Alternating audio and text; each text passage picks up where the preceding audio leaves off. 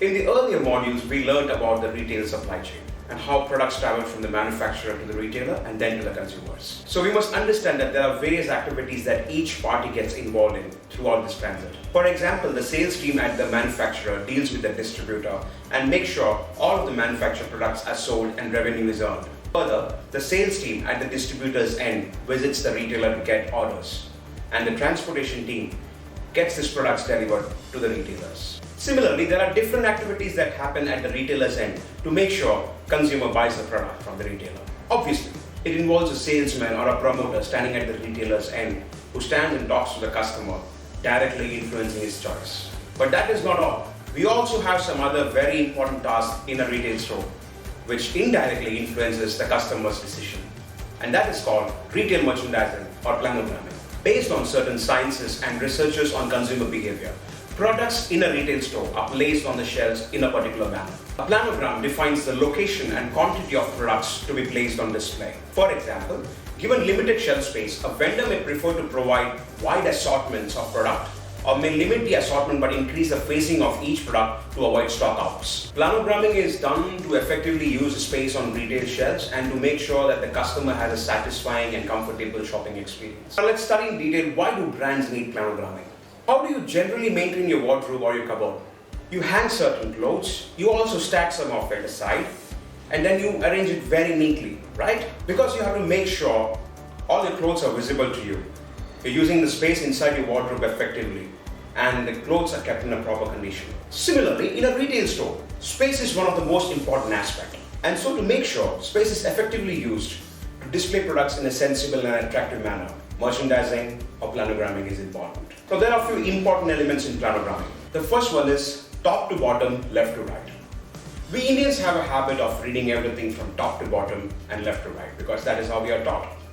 For example, you're reading the subtitle to this video, top to bottom, left to right. And for the same reason, products in a retail shelf are to be merchandised in a similar fashion. So all those products which has to be highlighted to the customer are always kept on the left side because the customer starts looking at the retail shelves starting from the left side. The second element in planogramming we discuss about is brand block and SKU blocks. In a modern trade store, they always have products from different brands within a category. For example, in the laundry category of a store, there are brands A, B and C.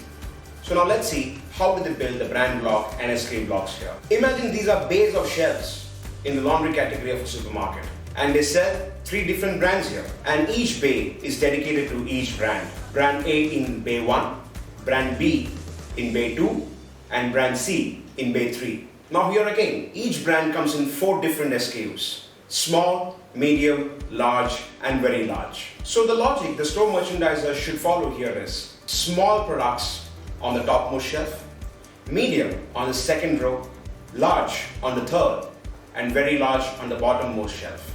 So this is called brand block and SKU block. So in this scenario, the concept of vertical stacking and horizontal stacking could be explained. Here, vertical stacking is done for the same brand but in different sizes. Whereas if you look at the horizontal stacking here, they are of different brands but of similar sizes. We next talk about the product placement. Products could be placed at different levels on a shelf, mainly eye level and non-eye level. Any shelf row that falls under 6 feet, excluding the bottommost shelf, is called as the eye level shelves. Any shelf which falls above 6 feet and also the bottommost shelf are called as the non-eye level shelves. Products are placed on different levels of a shelf based on the planogram design and logic of that particular store or that particular retail chain. It is a good practice to place heavier articles on the bottommost shelves and lighter ones on the top ones. Never place articles on the floor or never present articles too high on a shelf. The correct placement of products on the correct levels of shelves help accelerate the sales. We next talk about product facing. Like every human being, each product has a face. In retail, it is said that every product talks to the customer. Would you stand showing your back and talk to someone? Exactly. You would never do that because that is too disrespectful. So the product should always face the customer. The label in front of every product is called its face. And the number of products kept facing the customer, one besides other or one above the other, are called number of facings or facings of that particular product. More the facing of a product, more is the visibility for that particular product. We next talk about gaps. Any missing article from a particular shelf is called as gap. This may be because of stock out or maybe because of the lack of replenishment from the back area or warehouse. Product consultants and merchandisers have to timely check for the gaps and replenish products from the warehouse and make sure products are always available on the shelf for our customers. We next talk about cross-merchandising.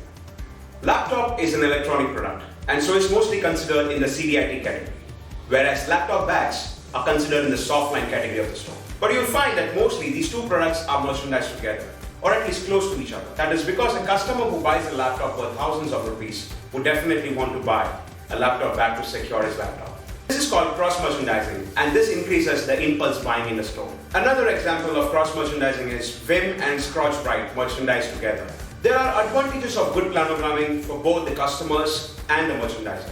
Customer feels good clarity and consistency in the product presentation, whereas for the merchandiser, it ensures a stable location for every product in a particular category, and it's easy for him to replenish on time, thus driving the category growth. There are assets that brand team gives you for merchandising focused products in the store. They may be a flow stacking unit, a parasite hanger, or maybe even the end cap brandings. A good merchandiser or a good product consultant always maintains these assets really very well. You have to make sure all our products are always available for our customers, both in the primary and secondary branding areas. Check for the expiry of products and maintain the cycle. And also check for the price and promotions for the product. Implement and maintain the correct planogram for our products in the store.